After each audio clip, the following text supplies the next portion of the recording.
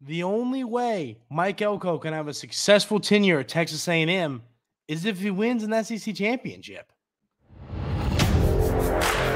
You are Locked On Aggies, your daily podcast on the Texas A&M Aggies. Part of the Locked On Podcast Network, your team every day.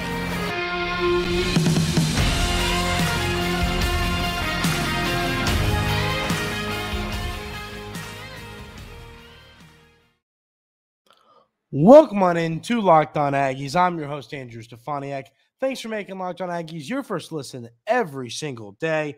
Today's episode is brought to you by FanDuel. Make every moment more. Right now, new customers get $150 in bonus bets with any winning $5 moneyline bet. That's $150 if your team wins. Visit FanDuel.com/LockedOn to get started. So, Mike Elko is the head coach of Texas A&M. Obviously, we discussed it a little bit yesterday, but I said I want to make sure it's official. I woke up to a plane landing. Coach Elko is in College Station. It is official. And so now we need to start having some different conversations about what this tenure is going to look like. And one thing that Ross Bjork, the athletic director at Texas A&M, has made it very clear and discussed during this head coaching search was this coach has to be competing for SEC championships, competing at the highest level possible. You know, it's a feat the Aggies haven't gotten to since being in the SEC. Coach Fisher couldn't do it. I think that Coach Elko, if you want to have a successful tenure, that's way to start right there. And obviously, if you've won an SEC championship, you're going to be in the playoff, you know, especially with the expansion of it. There's no question about that. So the expectations for Coach Elko, you know, here's the deal. One thing we say all the time is with these resources, the expectations are going to be that you are competing for SEC championships every single year. You are up there competing with the talent you're going to have and all that. You have got to be competing for SEC championships. No question to it. No debate to it. It's got to be what you are doing every single season. You have to put together winning years. Stuff's going to happen. You're going to have your quarterback go down, and you're going to have a bad year. Stuff's going to happen. But more times than not, you need to be when November comes, you need to be playing relevant games to SEC championship contention. That's what needs to be happening every single season. And then you got to win one eventually. You got to win one. With the new landscape of the SEC, with Texas and Oklahoma joining, and you're getting away from the divisions and all this and that, it's going to be interesting to see how that shapes up for everybody and what that looks like. But like I said, Coach Elko has got to compete for SEC championships and win one if he wants to have a successful tenure. So for him so what we're going to discuss today is for Coach Elko to compete for SEC championships, he has to do these three things. And we'll run through each segment and talk about one of the things.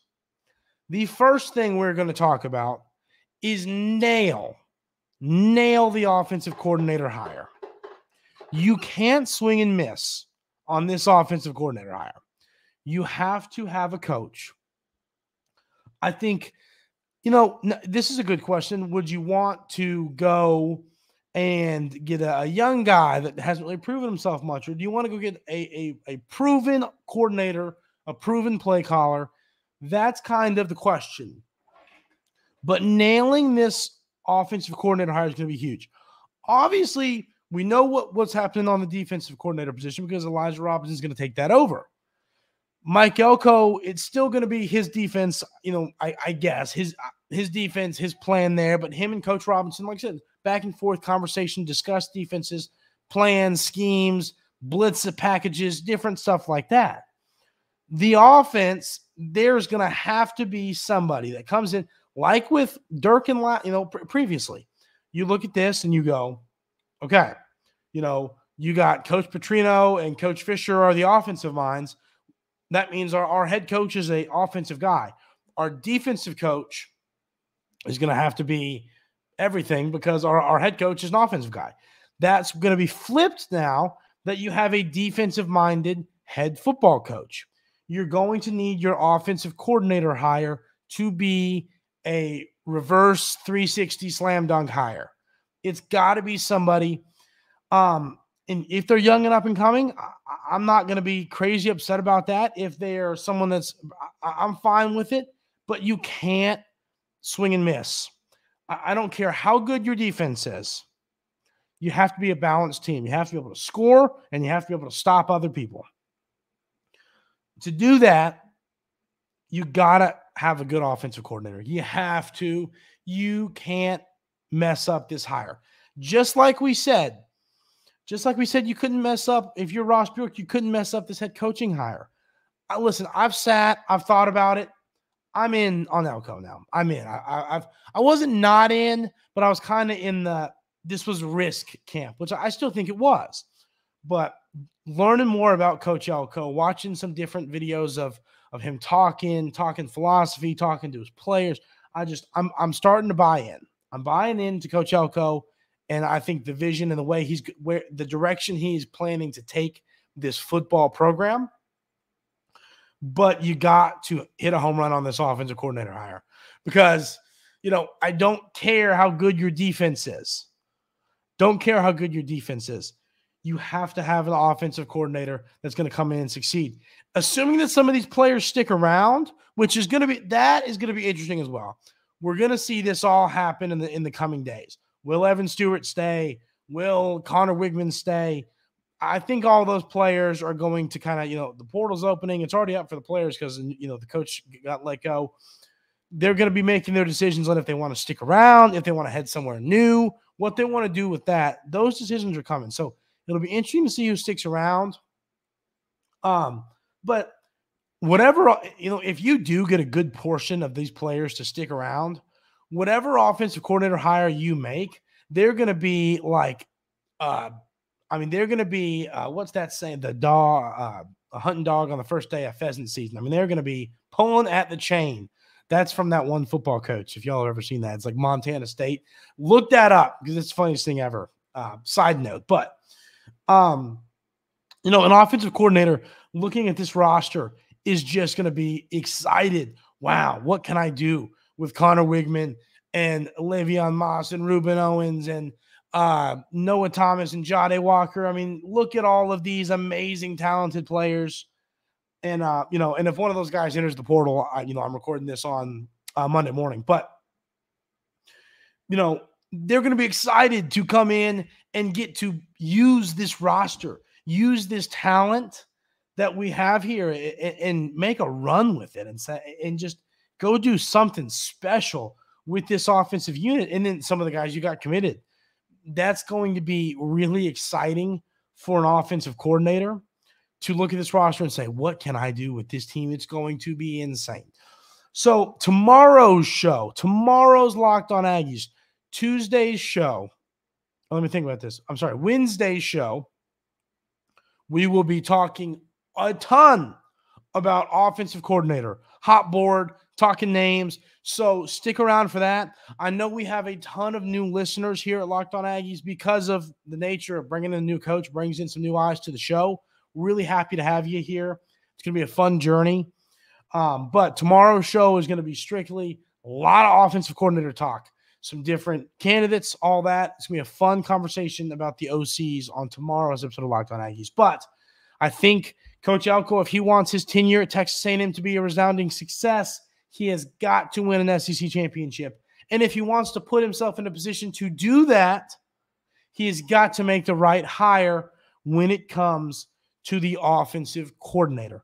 It is going to be crucial to this tenure being a success. So we need to see those two things happen. But for the SEC championship to happen, a great offensive coordinator hire needs to happen. One of the first comments I saw on yesterday's episode of Locked On Aggies, when I saw, talking about Coach Elko was hired, was people talking about the offensive line coach hire. Another thing you have got to hit out of the ballpark. And while the offensive coordinator is important, I'm going to make the case for why I think the offensive line hire is right up there in importance with the offensive coordinator hire, and we'll discuss that coming up right here on Locked On Aggies. But first, I want to tell you about our friends over at FanDuel. As the weather gets cooler, the NFL offers stay hot on FanDuel. Right now, new customers get $150 in bonus bets with any winning $5 money line bet. That's $150 if your team wins. If you've been thinking about joining FanDuel, there's no better time to get in on the action. The app is so easy to use, and there's a wide range of betting options, including spreads, player props, over-unders, and more. I love FanDuel. It's what I use for all of my sports betting. It's a ton of fun. What I enjoy about it is just the app is so easy to use. I've used some of their competition to kind of use bonus bets, and I just don't like the way the app's set up. So FanDuel is the app for me. I love FanDuel. It's easy to use. It's fun to use. You got to check it out. Visit FanDuel.com/lockedon and kick off the NFL season. FanDuel, official partner of the NFL. We also are going to talk about our friends at LinkedIn Jobs. When you're hiring for your small business, you want to have as many top-tier candidates as possible to interview. That's why you have to check out LinkedIn Jobs. LinkedIn Jobs has the tools to help find the right professionals for your team faster and for free. I always say with LinkedIn Jobs, it is such a well put together app. And the reason I say that is because it makes it easier to connect employers with employees and people looking for jobs with a job that fits them with employers. So important. You know, having a job is important for everybody. LinkedIn helps make it possible, helps make it easier, and it helps give you the confidence. If you're looking for an employee, LinkedIn Jobs can help give you the confidence that you're making the right hire and the right decision. I love LinkedIn Jobs. It's so easy to use. It's just an all-around great app, great service that helps get people jobs and help employers find the right employees for the jobs that they have open. Love LinkedIn. Post your job for free at linkedin.com/lockedoncollege. That's linkedin.com/lockedoncollege to post your job for free. Terms and conditions do apply. So let's get back to the offensive line coach conversation, but I got to take a sip of water. I've been fighting the cold, ladies and gentlemen, and I'm telling you, I woke up this morning and I couldn't talk. I was like, I had to go get some water. So I'm fighting it. I'm fighting it right now, but we're getting through it. Too exciting of a time. Too exciting of a time to be worried about a cold and losing the voice here. But the offensive line hire is going to be so important. You know, Texas A&M has put some talented linemen to the next level, but it just kind of feels like at times when they have a talented offensive lineman, it's not a talented offensive line as a whole. I mean, look at all of the injuries that Texas A&M has had over the years starting quarterbacks. I mean, it's like every single season their starting quarterback goes down. And, you know, speaking on like Wigman, his injury, he got pressured, he got hit, and then Max Johnson, rib injuries. Max Johnson, who since entered the portal, we talked about that on yesterday, but good luck to Max in his next stop, wherever he ends up. But Max just got hammered on every single play. I mean, he got a rib injury, and it's no surprise. You want to know why? Because he's getting hammered on every single play. This is what I'll argue. And you could now one thing I'll say is this. You could say, what I was getting ready to say was this. I was going to say the offensive line is full of talent, but it seems like that talent isn't developing. I think you could argue that that's really the case kind of for the team as a whole. So you can't just blame Adazio. You can't just do that. What I'm getting at here is I think as a whole, this team hasn't developed like many would have imagined, many would have hoped. But that has to change. Assuming Connor Wigman sticks around, assuming he is your quarterback next season, you have got to protect him. looking at this roster, I mean, like Basantis, okay? Chase Basantis. And once again, this is assuming he sticks around. You just, and stuff like this, you never know. But a freshman playing in the SEC, having to play some tackle in the SEC. That's not easy to do, okay? That is not easy to do. Will he be better as he gets bigger, stronger, faster, and develops more? Yeah, he will. But, he statistically, PFF grade-wise, he didn't have the best season last year. But this offensive line, I mean, Foster, we go into the year, people are arguing, is he one of the best centers in college football? And he just doesn't have the best year. He has some trouble snapping the ball. He was doing a great job not giving up pressures early in the year, but then as the season got deeper and deeper and more into SEC play and more talented opponents, that kind of went in the wrong direction. It's just the offensive line talent is there, but is the development there? And to me, the answer to that is no. Offensive line, one thing I talk about all the time, I don't care how good your I don't care how good your quarterback is. I don't care how good your running back is. I don't care how good your receivers are. I don't care how good your offensive coordinator is. If you don't have an offensive line that can give your quarterback time in the pocket, that can create holes for your running backs, that can, give the receivers time to run their routes and get open, doesn't matter. I'm a big believer that it starts and ends with the offensive line. If the offensive line is bad, there's not much you can do offensively. You have to have an offensive line that is talented, and more importantly, and this is what I talk about with the talent. I say this a lot, and once again, this is a comment some might not agree with, but I think you got to have that dog in you is so important. I make fun of myself all the time. I was a pretty good baseball player. I played, a few years of high school football, and I didn't have the dog in me. I'm a 6'6" guy, big guy, just didn't have the I'm going to line up and I'm going to bury you in the ground mentality. And it's why I wasn't good at football. I understood the technique. I understood the playbook. I understood what I was supposed to be doing. I didn't have that mentality that let me just dominate the person across the ball from me. I'd like to go back and play offensive line now. I was smaller when I was a freshman in high school. I'm bigger now. But I'd like to go back and have another shot at that. But I think that, that's kind of my point. It doesn't matter how big you are, how strong you are. You have to have that mentality of I'm going to bury you. And I think that's kind of the difference in a successful offensive line.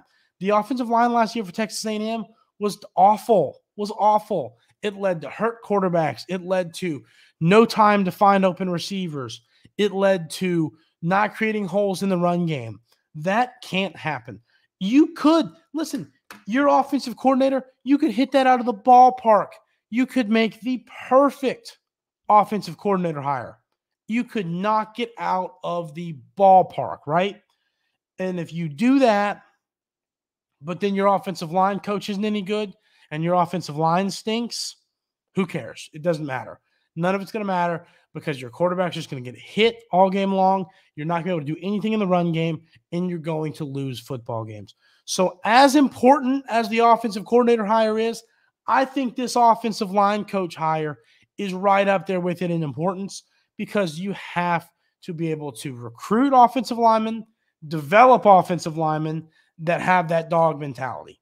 One thing I say, I think offensive line is the position that stars matter the least. And that's something, me and my dad talk about this all the time. But it's like the stars don't matter when it comes to offensive line. And my reason behind that is simple. It's if you're sound in technique and you're sound in everything on the offensive line, you understand offense, you understand the play calling, that's great. But at the end of the day, you have to have that mentality, like I said. If you don't have that mentality, you won't be a good offensive lineman. And there are a lot of dudes who are 3-star guys who just love football, just love getting in there and hitting people and being angry and burying people. They love it. There are people like that. And that's kind of what I'm getting at. I like those guys, honestly, that just what do they say? They always say the junkyard dogs that go in and they're just dirty and they hit people, and that's what you want on the offensive line. So sum all this up, the offensive line coach hire is going to be extremely important for the Mike Elko tenure at Texas A&M. Now, the last thing that's going to matter toward Mike Elko winning an SEC championship is, can he keep recruiting at the level Texas A&M has been recruiting for years? He has to do that if he wants to win an SEC championship and make a college football playoff appearance. We'll have that conversation coming up right here on Locked On Aggies. First, we got to talk about our friends over at Prize Picks.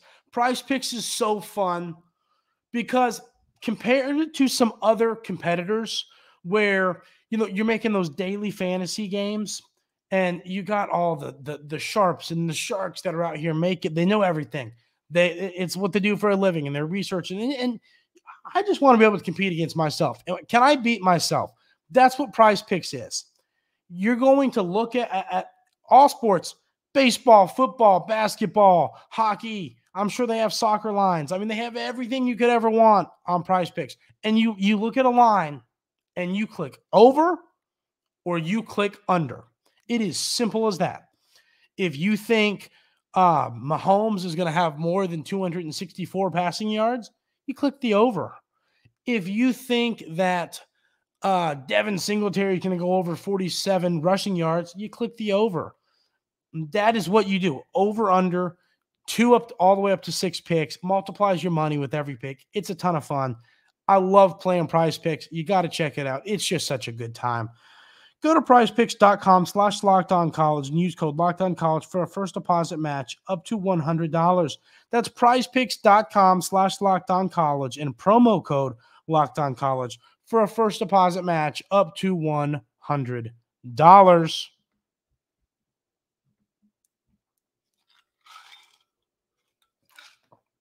So now kind of talking recruiting.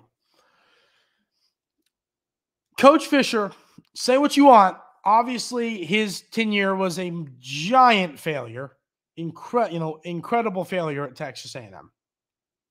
But he did recruit at a high level.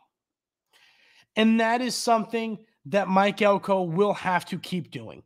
He's going to have to keep recruiting at a high level if he wants to win an SEC championship, to win a national championship, to compete for college football playoff appearances. You have to keep recruiting. Obviously, development is important too. You got to be able to develop on the O-line, on the D-line, everywhere. You got to be able to develop all across the roster. But you have to have talent to develop. I mean, say what you want, but a guy like Evan Stewart, I think you're going to see Evan Stewart, assuming it's every sign points to him transferring. Maybe Coach Elko, he might want to stick around, but I still think you're going to see him go. What I would be interested to see is if he goes to an Alabama and LSU, right? In the next season, Evan Stewart is like a Heisman candidate. I wouldn't be surprised to see that. I think that Coach Fisher misused and, a lot of the talent he had on his roster. I think he did this a ton for years and years and years. I think Mike Elko is not going to make that mistake. I think he's going to develop to his talent. The talent he has, he will develop it into really good football players. And that's going to be so important. But he's got to recruit. He has got to recruit. That is the benefit of this job, is you have the resources available to be able to recruit at a very high level. So Elko's got to keep up on the recruiting trail. It'll be interesting to see what can he do with the players currently committed in the 24 class with early signing day coming up here in the next few days or next few weeks, excuse me. Will he be able to keep some of that talent to stick around? I don't know. It'll be, can you keep some of these really talented, the top end guys to stick around? Could you maybe get some of the guys that decommitted a few weeks ago to come back? All interesting thoughts, all interesting questions, but Mike Elko is going to have to keep recruiting. if he wants to succeed in this job, he's going to have to keep doing what Jimbo Fisher did when it comes to the recruiting trail. I think that if he does keep recruiting at the level Coach Fisher was recruiting, I think he'll succeed because I think he will develop better. I think he's proven that he can turn around a team. We talked about that on yesterday's show. He took Duke from 3-9 to 9-4 in the first season over there. Well, 8-4 in the regular season, 9-4 with the bowl win. But, he turned that thing around immediately. Can he take Texas A&M from 7-5 to 9-3, 7-5 to 8-4 in his first season coaching the Aggies? That'll be incredibly interesting. But the way he's going to have to do that is he will have to keep recruiting at an extremely high level for years and years to come, and then develop the talent he recruits. It's going to be really important for his tenure at Texas A&M. So to sum all this up, if Mike Elko wants to win an SEC championship, which needs to be the goal for him during his time at Texas A&M, he has to make the right hire for the offensive coordinator. He has to make the right hire for the offensive line coach, and he has to keep recruiting at an extremely high level, just like Coach Fisher was, but then develop the talent that you recruit. That is going to do it for today's episode of Locked On Aggies. Thanks so much, all you everydayers, for being here, for tuning in every single day. I really do appreciate it. One thing I want to say for the new folks, like I said, new people that are here tuning in to Locked On Aggies, hit that subscribe button on YouTube. Helps the show a ton. If you're listening on a podcast platform, review the show, leave 5 stars. That helps a lot as well. I just appreciate anybody that's willing to do that. Subscribe, review the show. It helps the show a ton. I really appreciate it. But to all you new viewers, it's going to be a ton of fun here at Locked On Aggies, breaking down all this stuff. Tomorrow, like I said, is going to be basically all offensive coordinator talk. Talk about some names, hot boards. We're going to run through all of it on tomorrow's show. So, people that have been here for a long time, all you everydayers, I appreciate you being here so much. It's been a fun journey getting ready for next football season. And for you new folks, I hope you appreciate what you see and enjoy what you see. It's what we do every single day, 5 days a week, Monday through Friday. I appreciate it. Hope everybody has an outstanding rest of your day today. And we will see you tomorrow talking about offensive coordinators right here at Locked On Aggies.